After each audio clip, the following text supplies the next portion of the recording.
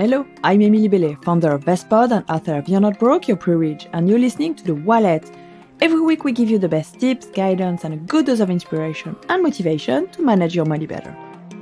Our discussion today stems from a recent press release by NatWest Premier, shedding light on the surprising fact that 1 in 5 Brits do not share how much they earn with anyone, not even their partners. To help us further explore this topic, we have a special guest joining us today, Laura Newman, NatWest Premier's Head of Financial Planning. This episode is all about breaking the silence around salaries and how to navigate those conversations. We talk about common misconceptions people have about discussing salaries, how to navigate discussions about finances when there's a significant income disparity between partners, and how working with a financial planner can help you plan for the future. Remember that we are not certified financial advisors. Information shared in this podcast is for educational purposes only and does not constitute financial advice. So Laura, when and with whom should we engage in discussions about sensitive topics such as salary, and what are the underlying purposes that justify these conversations? I think while it can be scary to open up the books on your finances, I think it's important to discuss these things as openly as possible. And I think done at the right stage of a relationship, there are huge benefits to sharing your salary with your partner, namely that you can work together much more effectively to set and achieve any type of goal, whether that be financial or whether that be personal goals. I think it ensures both are contributing fairly, no one is being stretched financially, and that you're setting realistic goals for your future together. It will also mean you're accessing the right support based on your combined incomes. And I think you cannot have a strong financial plan for your future together, whether that's buying a home, holidays, renovations, without that type of transparency. Amazing. But I guess these conversations are quite difficult to have. So in your experience, what are some common misconceptions people have about discussing salaries, and how do you address them? That's interesting. A common misconception is that individuals feel that they either don't earn enough or they earn too much, and actually could be judged by that other person. However, I think the most important rule for a healthy relationships is maintaining open and honest communication. Be willing to talk openly about your philosophy of earning, spending, and saving with your partner. Talk about how you view money and what lessons you've learned about finances along the way, and be willing to listen to your partner's philosophy, their perspective, and also their knowledge base. Yeah, I love the fact that, it's really about this openness, not blaming each other, not blaming yourself also, because it's really hard to have these conversations about money. And I feel there's a little bit of work in terms of money mindset, maybe, and trying to understand, what's your own relationship with money before you can probably have this conversation with your partner. And it's very important not to judge the other. And I think that's a really, really difficult part also of having these conversations. Talk us through, why is it important to actually have open conversations about, salaries, and especially within relationships? It's not just about salaries, but it's your whole financial position. Research has shown that where couples complete a money merger of their finances, it does 3 things. Number 1, couples improve their feelings about how they handle money. Number 2, couples are able to identify and work together more easily for shared financial goals and also personal goals. And number 3, couples are more responsive to one another and meet one another's needs without a transactional mindset. They care for their partner without expectations regarding payback. So I really love all these positives, but also, can you maybe share some insight into why so many people, even those in committed, maybe long-term relationships, are still hesitant to discuss their earnings? Wow, that's a big question. And we've talked earlier in terms of some of the reasons and impacts of doing this, but psychological research found that 2 main drivers of financial secrecy for people were the desire to avoid an argument and the desire to spend money on something for themselves without their partner knowing, unfortunately.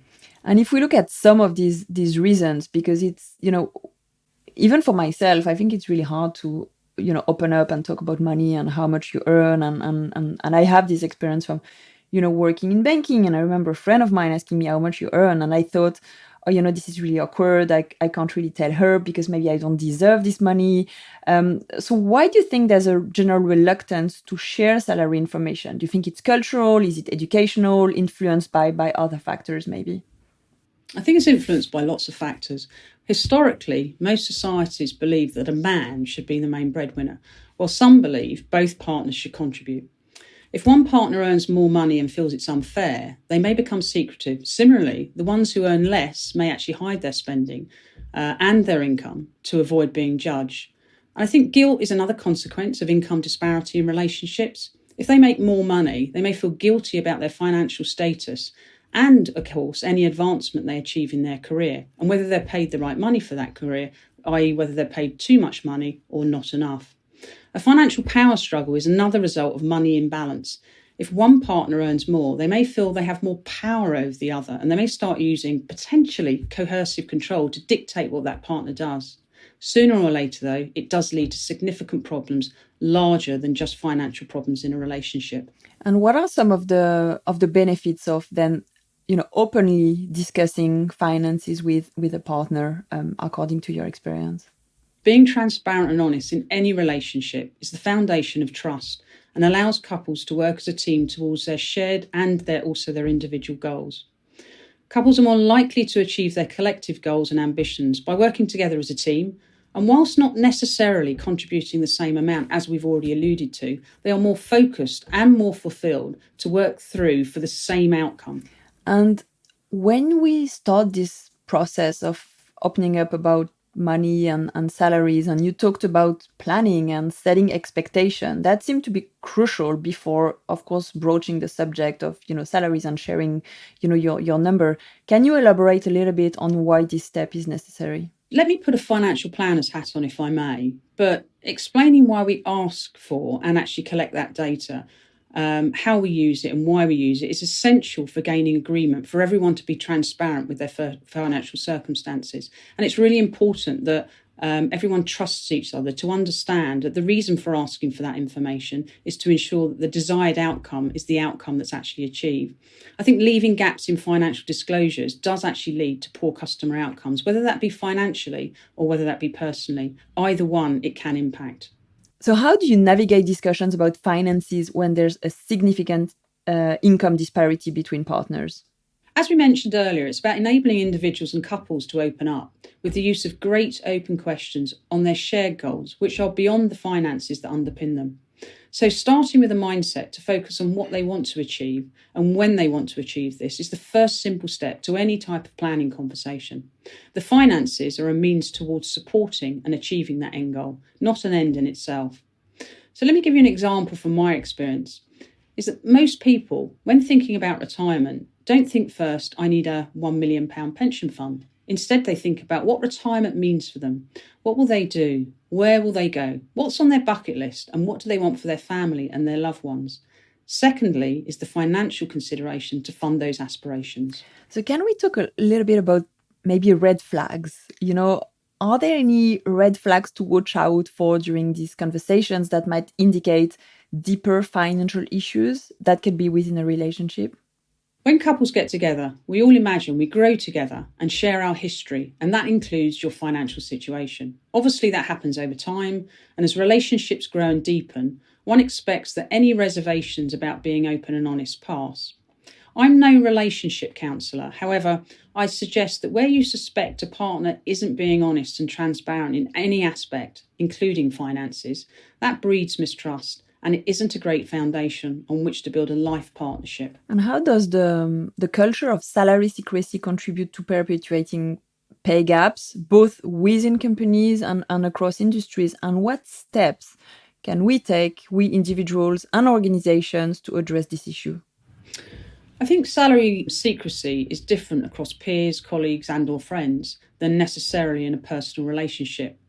My experience is that it's not uncommon for peers, and I think we touched upon it earlier, to be reluctant to divulge their salary to a colleague, and I can understand that.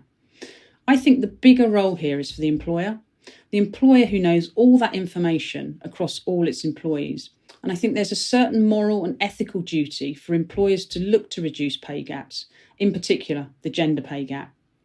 Whilst I understand that in business, salaries can be market and demand sensitive, therefore what's necessary to pay someone today for the same role may be actually different than what was paid last year. However, that's a different thing from having gender pay gaps as an example. But I think it is on the onus of the business to actually look to try and reduce those pay gaps. And if we come back to, what we can do for ourselves, you talked about taking maybe baby steps in these discussions, in these conversations. Could you provide some examples of these incremental conversations? That's about, if we took it as from a financial planning perspective, that's about the financial planner building confidence and credibility with the couple. Naturally, disclosing the finer detail of your hopes, dreams, and aspirations and the finance behind them relies on building a trusted advisor relationship. And that's fundamentally important in any type of business discussion, building that trusted advisor.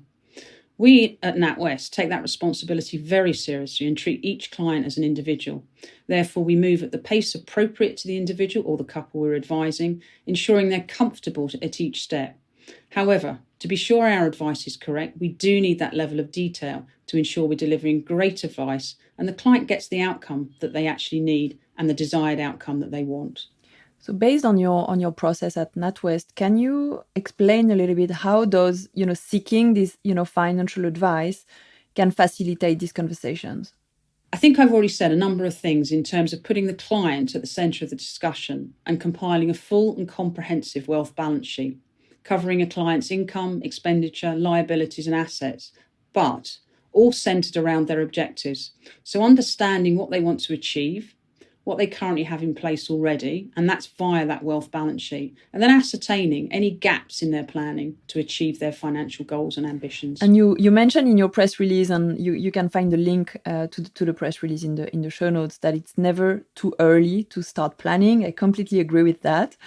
But as a mom and parent, can you please, my question is, can you elaborate on how can we introduce financial discussions to our children? Parental support, as you will know, and input is key to children's development in all areas, including finances. Where parents have knowledge and experiences to share, they can pass this on to their children to ensure they have an early appreciation of the importance of understanding and engaging in key financial life skills. Where parents have had professional advisors, financial advisors, accountants and solicitors, passing on what you've learnt from those professionals and the benefits that you've had in seeking professional advice will empower your children to do likewise. Hopefully they'll be able to navigate that financial world with that support and avoid many of the potential pitfalls that can unwittingly trip up the less well-informed. And what's really interesting in your research, it also highlights that younger generations tend to be more comfortable discussing earnings. What factors do you think contribute to this generational shift? There's been a greater focus on gender pay and a cultural shift away from expectations of a male breadwinner. The realisation that being the partner that opts to stay at home and provide for the family and children, perhaps sacrificing career aspirations and reducing earning potential, is as valid a role as being the main income generator. Also, there's been a wider shift away from money being the end goal and a source of all happiness, towards a more holistic view of the purpose and means to provide happiness and fulfilment. In essence, health, well-being and happiness is more important than money. Thank you, Laura. I have one final question. Advocating for fair compensation, I think, is really crucial. How can we assess if we're being paid fairly for our role and experience? I think, as I said a moment ago, there's a certain moral and ethical duty of employees to look to reduce those pay gaps and create parity. Although one could also look to benchmark themselves across the industry that they actually work in and source further information in terms of what their particular role, their particular profile would actually pay within the industry that they're in. But certainly, I do think businesses have a critical role to play in terms of ensuring there is more parity across that gender pay. Thank you, Laura. Hit follow or subscribe to The Wallet on whatever platform you're on so you don't miss next week's episode. See you next Thursday.